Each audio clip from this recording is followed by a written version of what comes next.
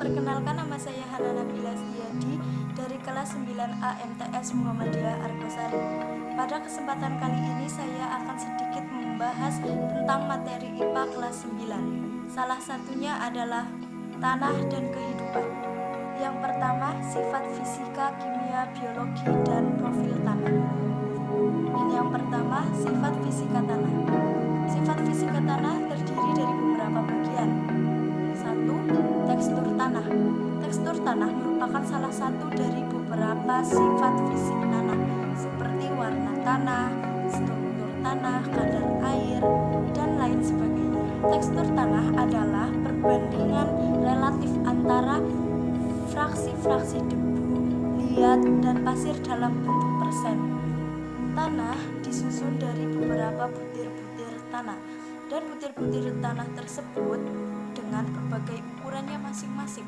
Yang pertama disebut bahan kasar tanah, dan yang kedua disebut bahan halus tanah, dan yang kedua struktur tanah. Struktur tanah merupakan cara pengikatan butir-butir tanah yang satu terhadap tanah yang lainnya. Jenis struktur tanah antara lain berupa gumpalan atau remah, dan yang ketiga konsistensi tanah. Konsistensi tanah merupakan sifat fisik tanah yang menyatakan besar, kecilnya gaya kohesi dan adhesi. Yang keempat, lekas tanah. Pada musim kemarau, masa di mana memanen palawija antara lain bawang, kacang, ketela, dan lain sebagainya, ladang yang kelihatannya kering itu ternyata ada gumpalan tanah yang menempel pada buah kacang atau bawang, dan tanah masih lembab.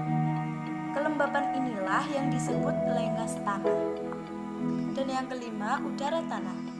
Petani yang menanam palawija bila tertimpa hujan lebat atau banjir, tanamannya mati lemas karena tanaman tersebut kekurangan udara tanah.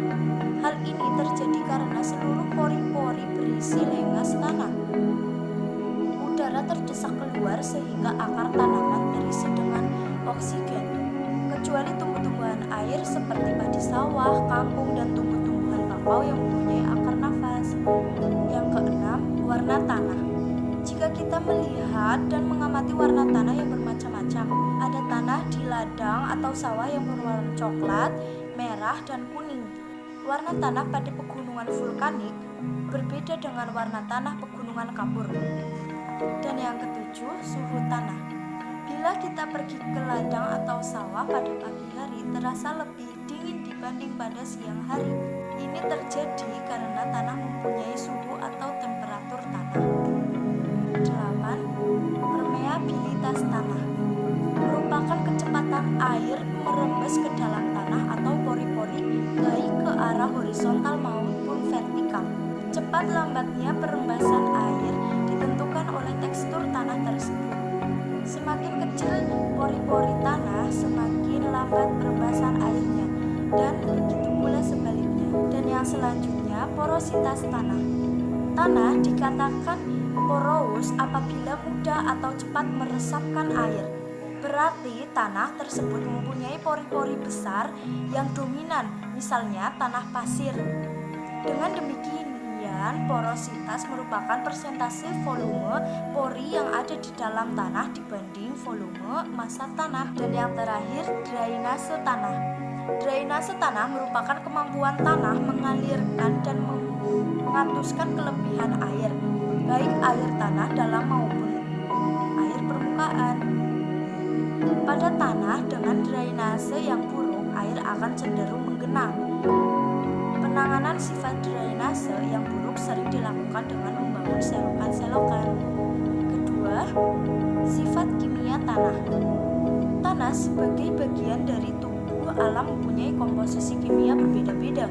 Tanah terdiri atas berbagai macam unsur kimia. Penentu sifat kimia tanah antara lain kandungan bahan organik, unsur hara, dan pH tanah. Tanah yang kita lihat adalah suatu campuran dari material batuan yang telah lapuk. Bahan organik tanah terdiri atas sisa-sisa tanaman serta hewan dan tanah, termasuk juga kotoran dan lendir-lendir serangga, cacing, serta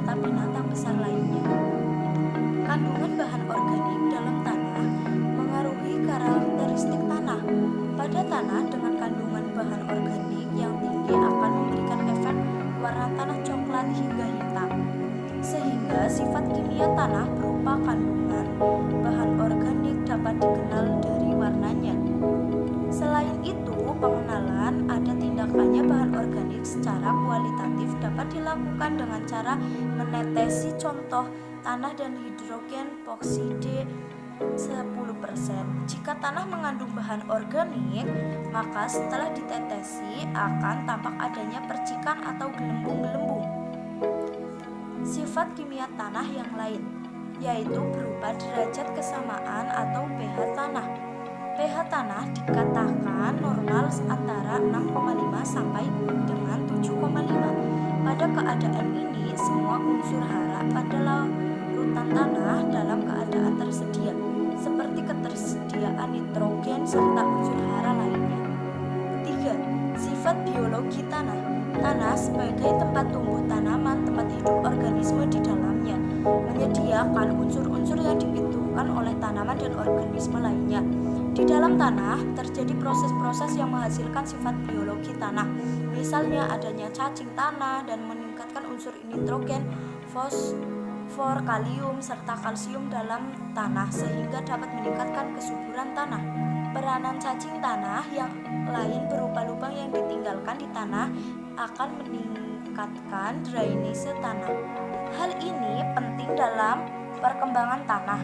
Cacing-cacing mengangkut tanah, mencampur, serta mengumpalkan sejumlah bahan organis yang belum terombak seperti daun dan rumput yang digunakan sebagai makanan.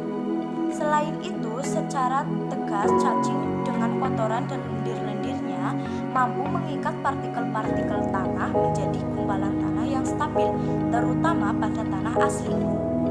Yang keempat, profil tanah. Tanah mempunyai persebaran secara horizontal, sehingga sifat-sifat tanah tersebut dapat berbeda-beda. Selain itu, sifat-sifat tanah secara vertikal juga bisa berbeda. Hal ini karena tanah mempunyai berlapis-lapisan. Lapisan tanah secara umum seperti berikut. 1. Lapisan tanah atas atau horizon A. Lapisan ini merupakan lapisan tanah teratas, pada umumnya mengandung bahan organik karena merupakan tanah yang paling muda atau baru terbentuk, sehingga masih banyak dipengaruhi oleh kondisi di atas permukaan tanah. Lapisan ini ditandai dengan adanya zona perakaran dan kegiatan jasa di hidup tanah. Yang kedua, lapisan ini juga mengandung bahan organik, tetapi kurang dibandingkan dengan lapisan tanah atas. Lapisan ini merupakan zona pengendapan partikel tanah yang tercuci dari horizon A. Dan yang ketiga, reholit. Pada lapisan ini terdiri atas tanah yang sudah terbentuk, tetapi masih menunjukkan ciri-ciri struktur bantuan induk. Dan yang terakhir, bedrock. Lapisan ini merupakan lapisan bantuan induk yang masih dipadu. Sifat-sifat tanah tersebut bisa berbeda di setiap tempat, kedalaman bahkan di tiap lapisan itu sendiri. Begitu juga dengan susunan berlapisnya, bisa berbeda-beda di setiap tempat. Hal ini sangat dipengaruhi oleh faktor pembentuk tanah di suatu tempat. Nah, untuk itulah kita jika mengenali sifat-sifat tanah, sebaiknya mengambil tanah dengan mengenali tanah minimal 1 meter. Hal ini bertujuan agar tanah yang kita ambil benar-benar merupakan tanah asli di tempat tersebut, bukan tanah yang tercampur dengan materi di tempat tersebut. Selanjutnya kita akan mempelajari peranan tanah untuk keberlanjutan kehidupan dan peran organisme dalam tanah. Pertama, peranan tanah untuk keberlanjutan kehidupan. Yang pertama, tempat hidup hewan dan bakteri. Yang kedua, penunjang kesehatan dan penyediaan keperluan manusia. 3. Penyediaan tambang atau bahan galian. Yang keempat, penyediaan dan penyaringan air. Selanjutnya, peranan organisme dalam tanah. 1. Dekomposer. 2. Reaksi kimia dalam tanah. 3. Pengurai polutan dalam tanah. 4. Pencegah penyakit tanah. 5. Pemberi pengaruh pada tekstur tanah. 6. Pengatur kegemburan dan struktur tanah. Dan selanjutnya, proses pembentukan tanah dan komponen penyusun tanah. Yang pertama, proses pembentukan tanah, di antaranya proses pelapukan batuan, proses pelunakan struktur batuan, proses tumbuhnya tumbuhan perintis, proses penyuburan. Dan yang kedua, komponen penyusun tanah, di antaranya batuan, udara, humus, air, mineral, dan komponen organik. Cukup sekian yang dapat saya sampaikan. Bila ada kesalahan kata atau kekurangan lainnya, mohon maaf yang setulus-tulusnya. Terima kasih. Wassalamualaikum warahmatullahi wabarakatuh.